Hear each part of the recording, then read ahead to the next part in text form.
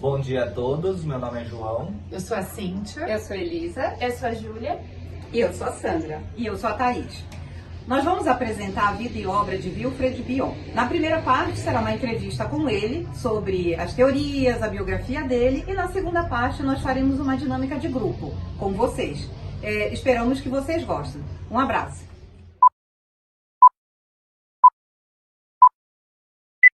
Olá, hoje vamos falar sobre um homem inteligente, questionador e instigante, mudava de opinião quando analisava os fatos por outras perspectivas. De personalidade singular e imprevisível, ele é o pai da 7ª escola da psicanálise. Considerado por alguns como esquizoide e místico. Estamos falando de Wilfred Bion. Vamos convidar, do além, para uma entrevista única. Olá, bom dia Bion, meu nome é Ana. Bom, nos conte um pouco como foi sua infância. Olá, bom dia Ana, eu estou muito feliz por estar aqui. Eu nasci dia 8 de setembro de 1897 no Pendjab, na Índia.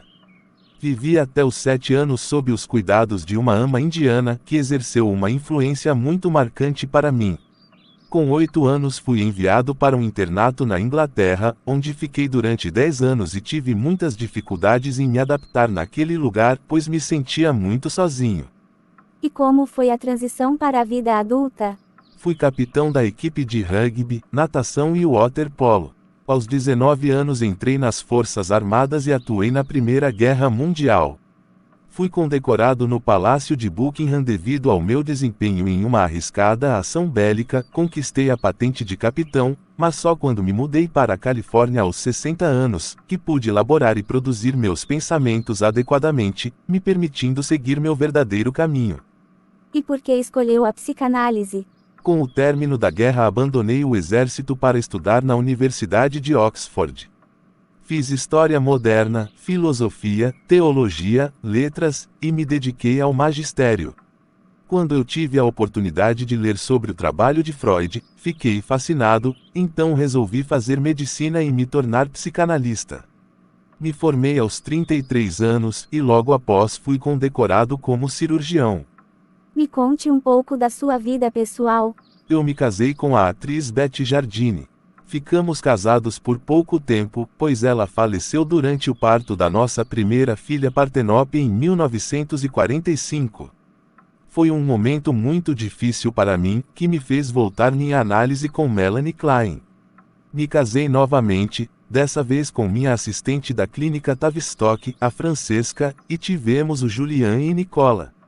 E por ironia do destino a Paternope foi a única dos meus filhos que seguiu a minha carreira de psicanalista. Você visitou vários países, inclusive o Brasil.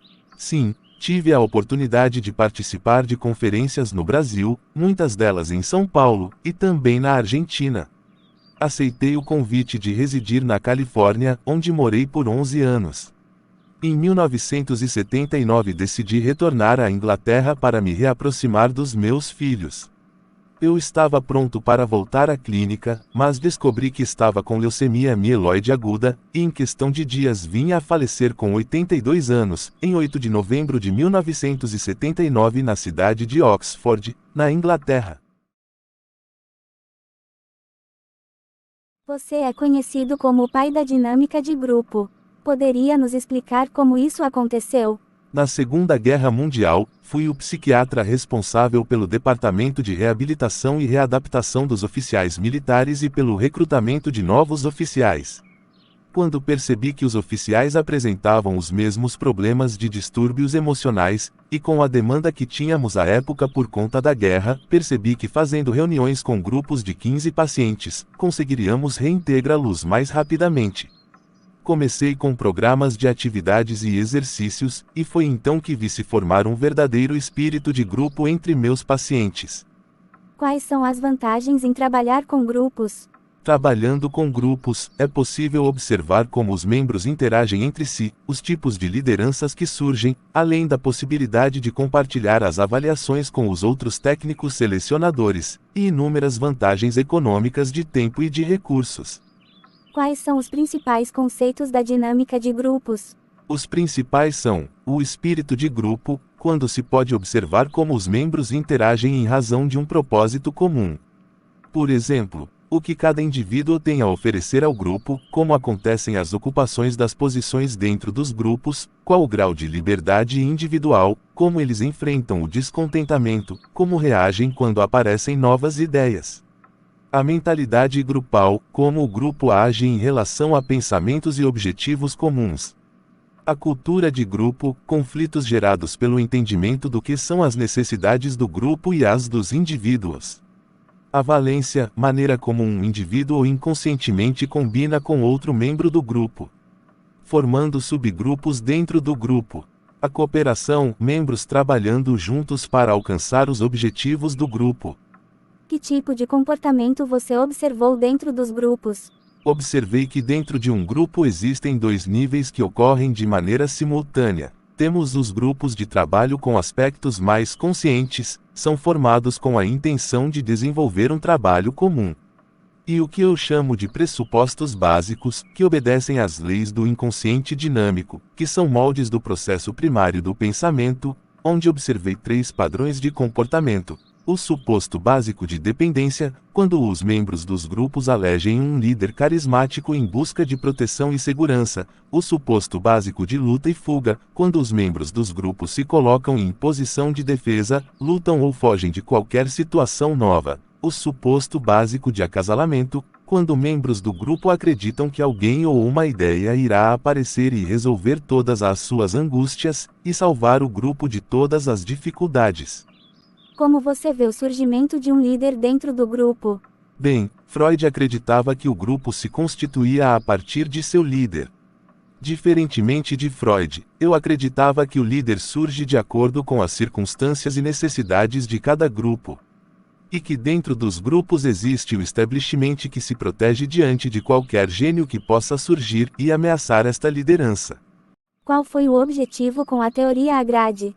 Para mim não havia um sistema de notação fiel, por isso decidi criar um método que facilitaria as minhas anotações e de qualquer outro psicanalista, garantindo um método científico de anotações precisos que durante as sessões com o paciente, poderia tornar a comunicação entre os psicanalistas mais precisas, possibilitando ao analista avaliar a evolução ou involução do paciente e verificando a qualidade da comunicação entre o terapeuta e o paciente e anotações de qualquer manifestação clínica, seja física ou verbal, da mais simples a mais complexas.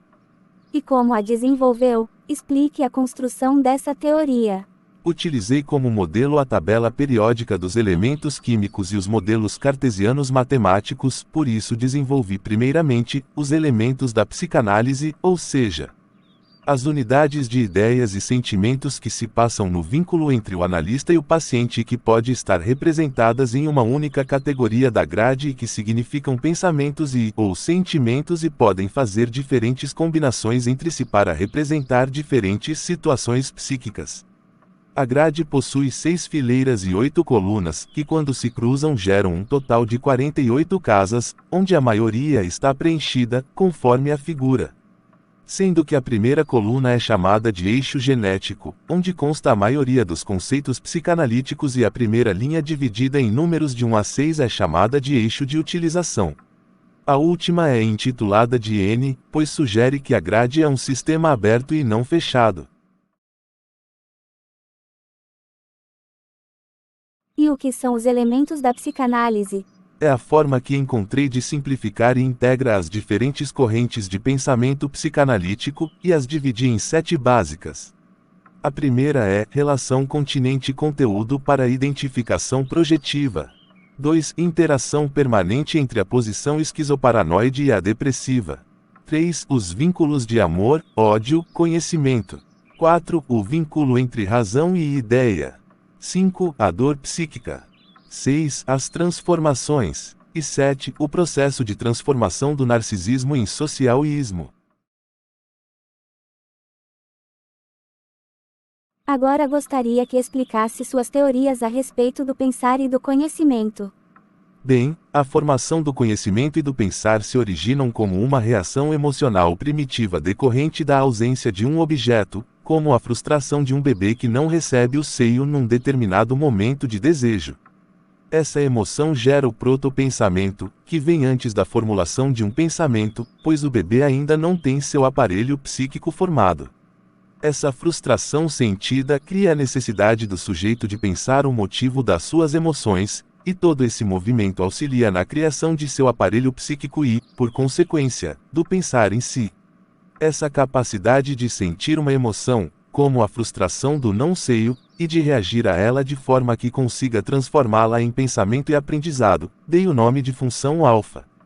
A função alfa é a capacidade de digerir as emoções, que são fragmentadas, e dar sentido a elas, como se estivesse montando um quebra-cabeças.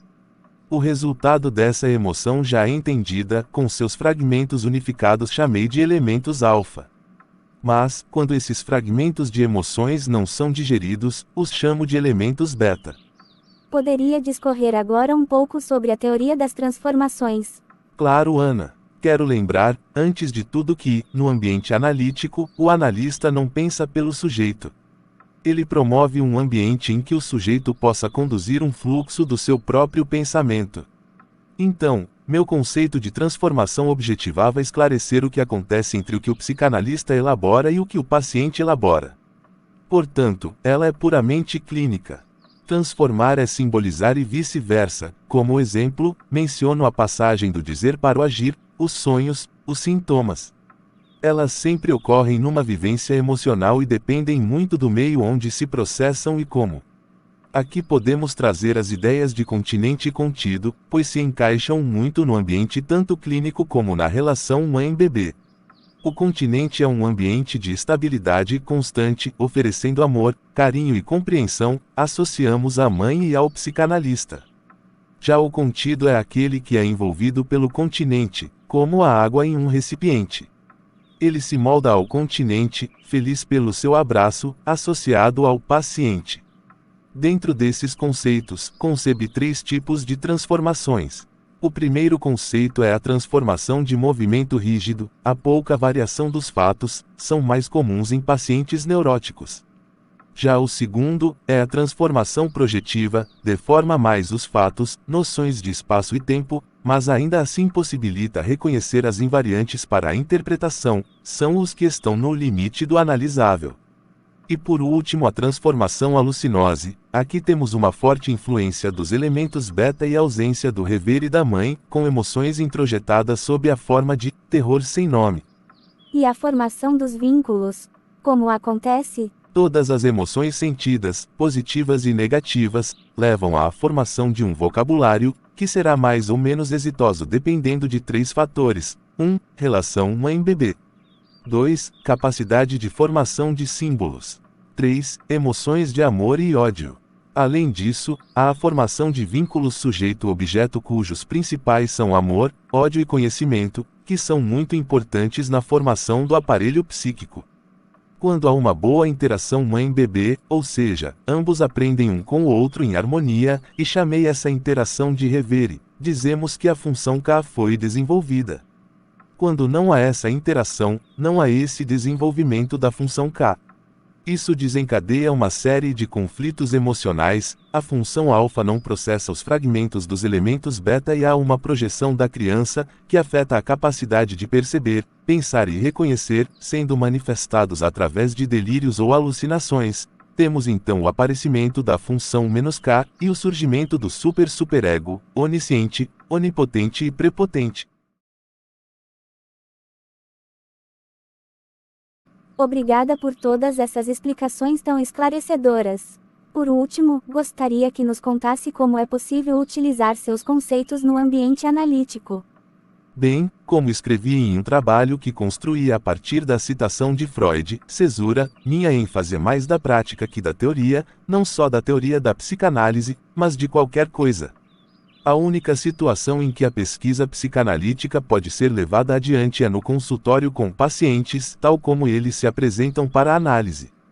Para mim, a relação humana da prática psicanalítica e como ela pode transcender os consultórios e entrar na vida das pessoas é a contribuição essencial, pois a essência da psicanálise deve ser como uma relação viva. Como já explanado anteriormente, eu segui pelos caminhos de Freud e Klein, trazendo para a minha prática uma relevância enorme à observação clínica. Desenvolvi a grade com o intuito de facilitar o registro das sessões, aprofundei teorias de Klein, criei conceitos e preguei a atenção ao paciente, e sobre a aplicabilidade, não escrevi nenhum texto especificamente técnico, pois toda a minha contribuição prática é encontrada através da leitura de minha obra. Esperamos que vocês tenham gostado. E aprendido um pouco sobre meus conceitos.